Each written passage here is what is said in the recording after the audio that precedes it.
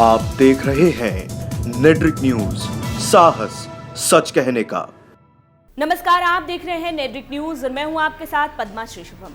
उत्तर प्रदेश की सुल्तानपुर सीट से मौजूदा सांसद और आगामी लोकसभा चुनाव में पीलीभीत लोकसभा सीट से बीजेपी के उम्मीदवार वरुण गांधी पीलीभीत में एक जनसभा को संबोधित करने पहुंचे।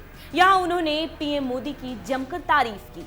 वरुण गांधी ने कहा कि हमारे भी परिवार से बहुत से प्रधानमंत्री हुए, लेकिन जो सम्मान पीएम मोदी ने देश को दिलाया वो सम्मान बहुत लंबे समय तक देश को किसी ने भी नहीं दिलाया। वरुण गांधी यहीं नहीं रुके, उन्होंने ये भी कहा कि पीएम मोदी जैसा कोई नहीं है।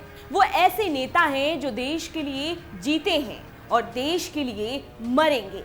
उनको हमेशा केवल देश की चिंता रहती है। वरुण गांधी इसके पहले नामांकन दाखिल करने के बाद भी मोदी की तारीफ कर चुके हैं। उन्होंने कहा कि देश को बहुत सालों बाद एक ऐसा प्रधानमंत्री मिला है जिसके बारे में सीना चौड़ा करके बता सकते हैं।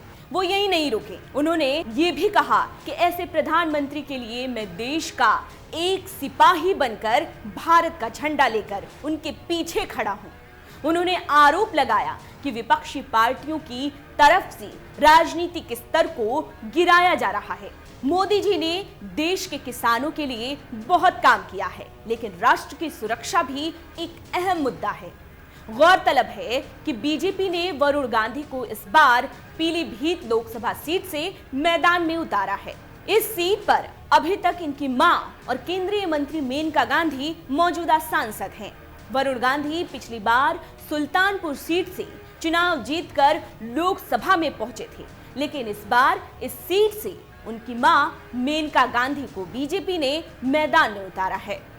सीटों की अदला बदली बीजेपी की रणनीति बताई जा रही है, क्योंकि सुल्तानपुर लोकसभा सीट रायबरेली और अमेठी के पास ही है और कांग्रेस की तरफ से पूर्वांचल की जिम्मेदारी प्रियंका गांधी को दी गई है। मेनका के वहां से चुनाव लड़ने से प्रियंका गांधी के असर को कम किया जा सकता है, क्योंकि मेनका गांधी भी गांधी परिवार से आती हैं।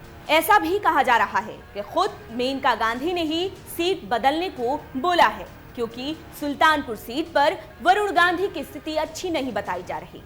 वरुण गांधी हमेशा से प्रियंका और राहुल के प्रति नरम रुख अपनाते हैं और बीच में ये भी खबर आई थी कि वरुण गांधी बीजेपी से नाराज चल रहे हैं और इस चुनाव में उनके टिकट मिलने पर भी संशय था, लेकिन टिकट मिलते ही सभी कयासों पर विराम लग गया।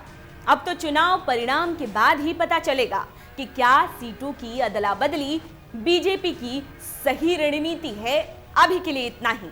आप देखते रहिए नेड्रिक न्यूज। हमारे साथ जुड़े रहने के लिए हमारे YouTube चैनल को सब्सक्राइब करें, साथ ही बेल आइकन को दबाएं। नेड्रिक न्यूज की खबरें सबसे पहले देखने के लिए।